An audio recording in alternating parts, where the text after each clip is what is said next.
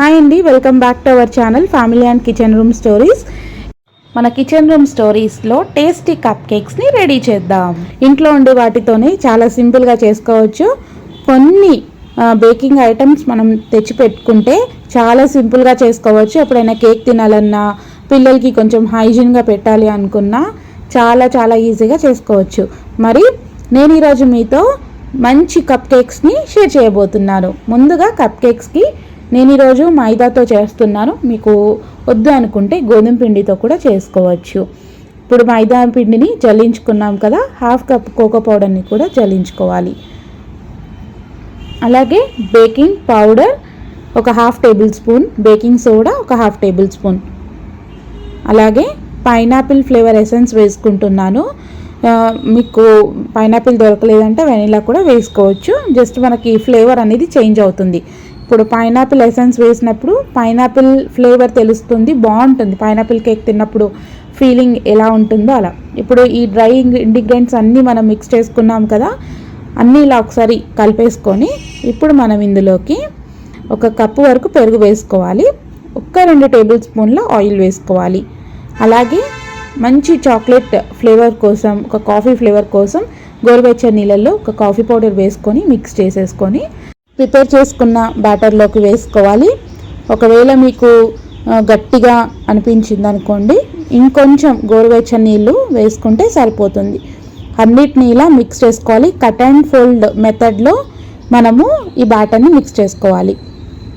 ఈ విధంగా విస్కర్తో కానీ, మనకి ఫోక్ స్పూన్ ఉంటే ఆ స్పూన్తో కానీ వేసుకోవచ్చు. ఒక కప్పు షుగర్ కూడా వేసుకొని బాగా మిక్స్ చేసుకోవాలి. షుగర్ పూర్తిగా మెల్ట్ అయ్యి మనకి మంచి కన్సిస్టెన్సీలో బ్యాటర్ అనేది ఫామ్ అవుతుంది. ఇప్పుడు ఇంట్లో ఉండే కప్స్ కానీ, లేదంటే చిన్న స్టీల్ గ్లాసెస్ కానీ, చిన్న స్టీల్ బౌల్స్ కానీ ఉన్నప్పుడు మనం ఇలా హాఫ్ వరకు వేసుకోవాలి. ఒకవేళ ఎక్కువగా వేసుకుంటే ఈ కప్ కేక్స్ అనేవి పొంగుతాయి, కాబట్టి మనం హాఫ్ వరకు వేసుకుంటే మంచి కన్సిస్టెన్సీలో వస్తుంది. అంటే మనకు నచ్చినట్టు మౌల్డ్ చేసుకోవచ్చు. ఈ విధంగా ఇంట్లో ఉండే స్టీల్ గ్లాసెస్తో కూడా మనం చేసుకోవచ్చు.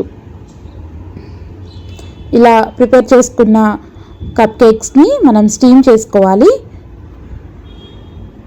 ఇప్పుడు ఏదైనా మందంగా ఉండే గిన్నెని కానీ, నీళ్ళు కాచుకునే గిన్నె ఇంట్లో ఏదైనా ఉంటే అందులో ఒక స్టాండ్ లాగా వేసి మూత పెట్టి ఒక 10 నిమిషాలు హై ఫ్లేమ్ పైన గిన్నెని వెయిట్ చేసుకోవాలి. ఇప్పుడు ఏదైనా ప్లేట్, అందులో పట్టేంత ప్లేట్ ఏదైనా తీసుకొని అందులో మనం ప్రిపేర్ చేసుకున్న ఈ కప్ కేక్స్ని ఇందులో పెట్టుకోవాలి.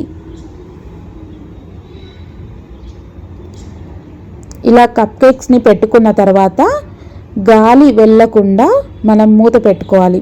అప్పుడే కప్ కేక్స్ అనేవి చాలా బాగా స్టీమ్ అవుతాయి. ఈ విధంగా గిన్నె కరెక్ట్గా అందులోకి దిగేటట్టు పెట్టేసుకుంటే సరిపోతుంది.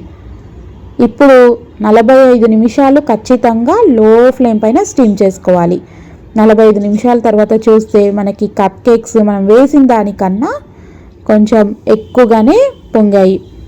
ఇప్పుడు మనం ఒకసారి చాకు కానీ ఏదైనా పుల్ల కానీ పెట్టి చూస్తే కేక్ మనకి అంటుకోకుండా స్మూత్గా వస్తుంది.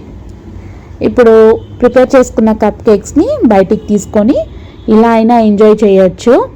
లేదు మాకు ఇంకా మంచిగా చాక్లెట్ ఫ్లేవర్ ఉండాలి అనుకున్నప్పుడు మనము ఏదైనా నార్మల్ డార్క్ చాక్లెట్ని మెల్ట్ చేసుకొని వేసుకోవచ్చు. చూసారా ఎంత ఈజీగా వచ్చిందో, చాలా సాఫ్ట్గా ఉన్నాయి. మనం కోకో పౌడర్ వేసుకునే దాన్ని బట్టి కలర్ కూడా చేంజ్ అవుతుంది.